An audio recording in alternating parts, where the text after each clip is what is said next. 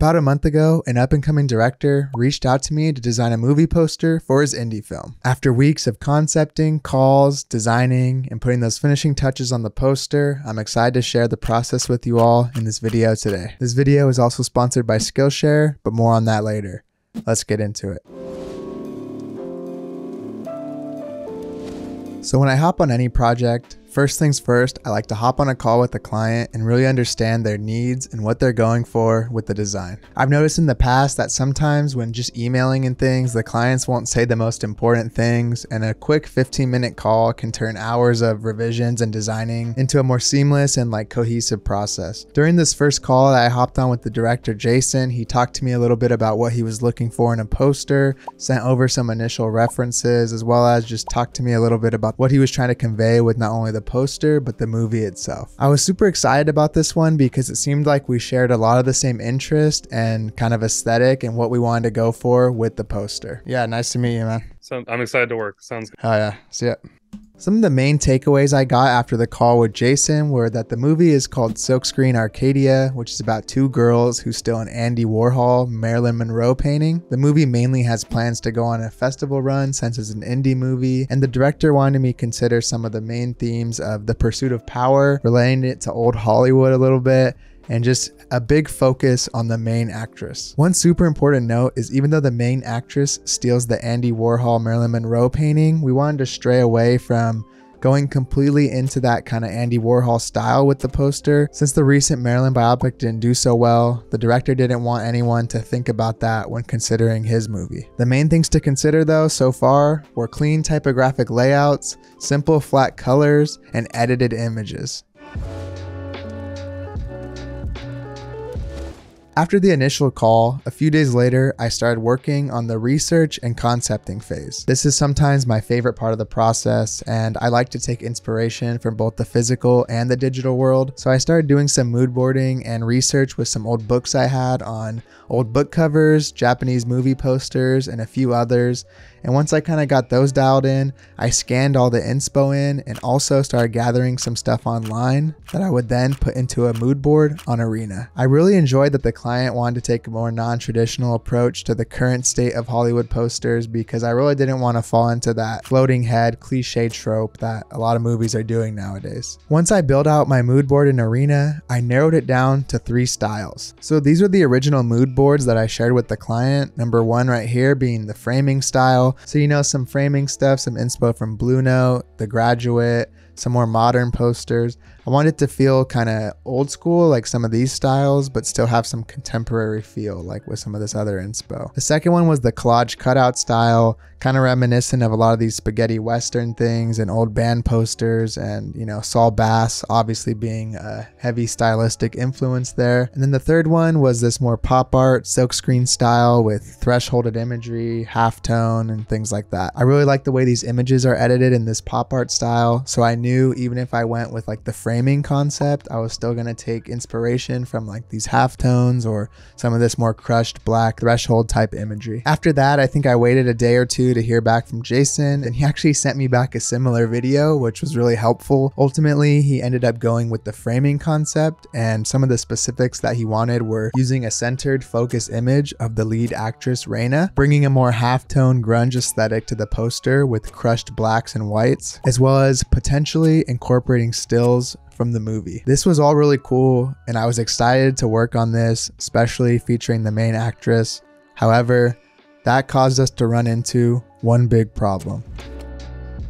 Since we wanted the main actress Raina to be the focus, I was having trouble finding stills in the movie that would work, that were high enough quality, and also just in an interesting composition. There were plenty of cool shots that would work as smaller stills down below, but nothing that had a big enough focus on Raina. So me and Jason talked a little bit more, and he offered to actually bring in the actress and do a photo shoot with her so we can have some images to use. So the project was on hold for a few weeks as he went and got the actress, did the shoot with her, and got the film developed and sent over the images to me. The next day, I looked through them for a while, and I was really happy with how these turned out. Having these high quality photos was gonna make this poster design process so much more easier, and the final product a lot better. A handful of these were very interesting, so I marked them for future use, and we were so much closer to the fun part, designing.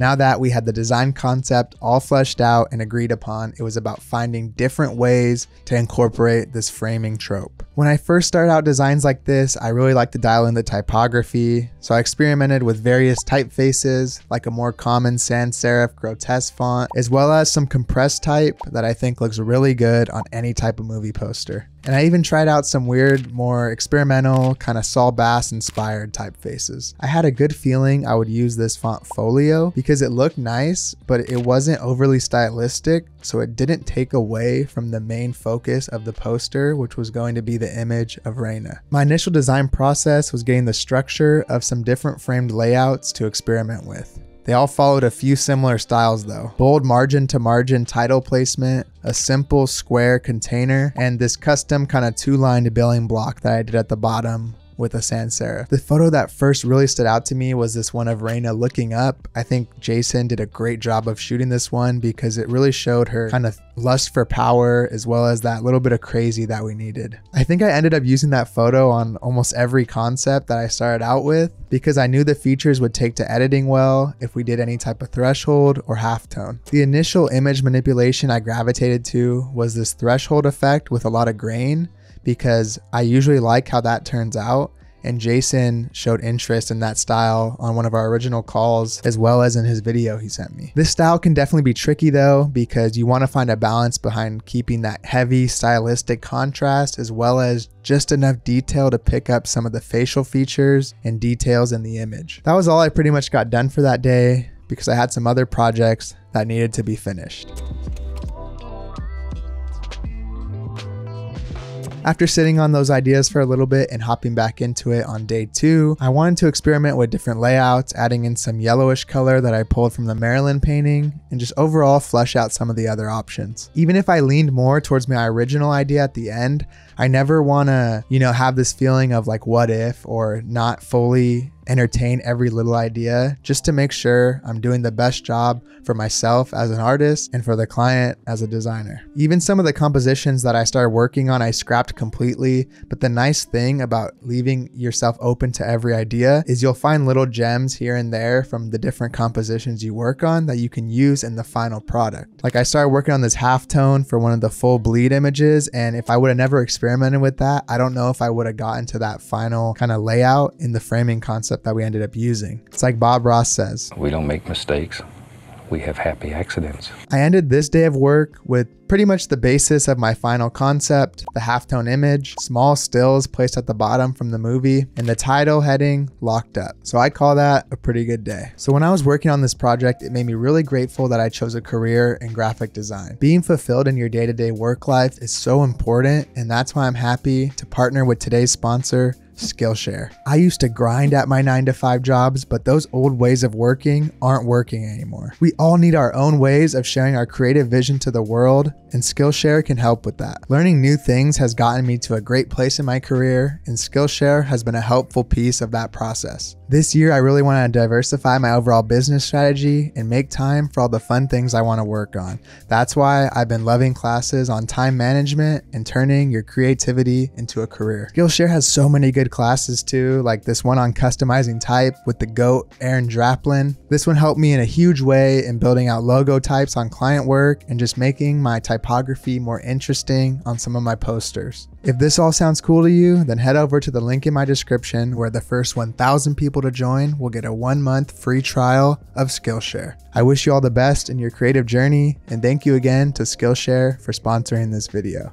Let's get back into it. All right, so back into the lab and designing. The next day, I really dialed in on some of the main concepts that stood out, like this halftone one. I made sure all my possibilities were covered, and I narrowed it down to wanting to keep this style simple, black and kind of white or black and cream, and not incorporate many bright colors. Throughout this design process, I also fleshed out a concept that used a similar framing technique, but left a lot more negative space on the sides, and that would actually be used later for a Maryland-inspired concept. The final touches that really started to bring this halftone concept together was moving the title lockup to the top, because not only did it look better there compositionally, but the main actress Raina is looking up, so it shows that pursuit of power still, but also leads the viewer's eye to the title. And I thought that ended up working a lot better and having the title near the bottom. So far, I had narrowed it down to 3 concepts. The halftone one with overlapping colors and this kind of CMYK feel, and then this super stripped back version that simplified all the themes that we liked and kind of gravitated more towards an old Hollywood poster. I knew I had to try at least one Maryland concept though, even though the director was hesitant, and I wouldn't feel right without at least giving it a shot. So I followed this quick tutorial on getting that kind of Andy Warhol pop art style and fleshed out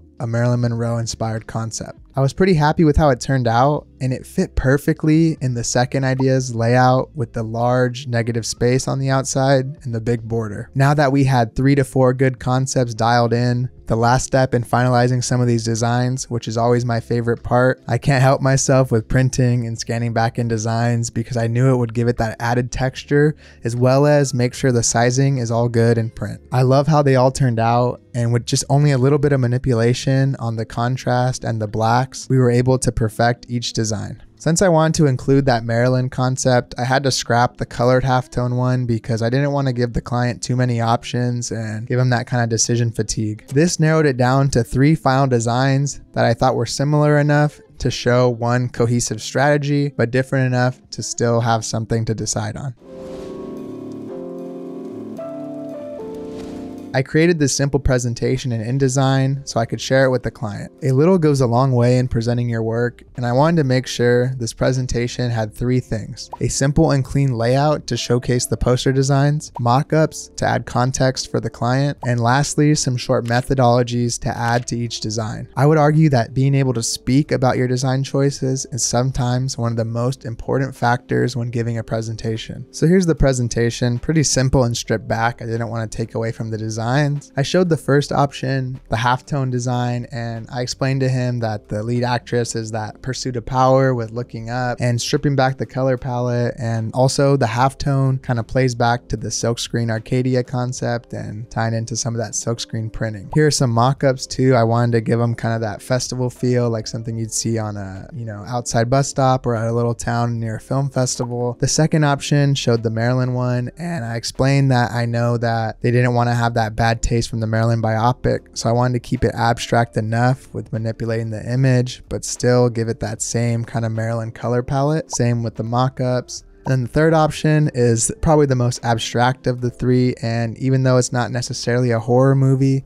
there are some creepy elements in the film, and I wanted to kind of tie into that and give it that negative look and strip it back with that inverted kind of printed look. I felt like the client had 3 good options to choose from and a simple presentation that he can talk about with the team, and from there I just had to wait on his decision.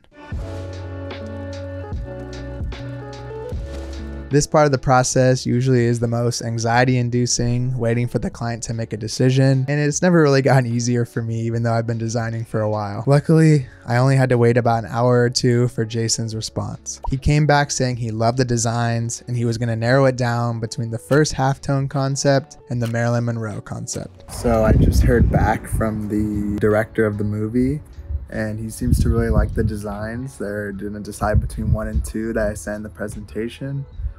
I mean, nothing feels more stressful than when you send that email waiting to hear back if you're going to have revisions or if they like it or if they don't. But, I just sent the email and they responded fairly quickly, and it feels so good to, get that validation in the work and that, appreciation and know that you did a good job with all the hours you put in. He got back to me the next day, and ultimately they decided on the halftone version.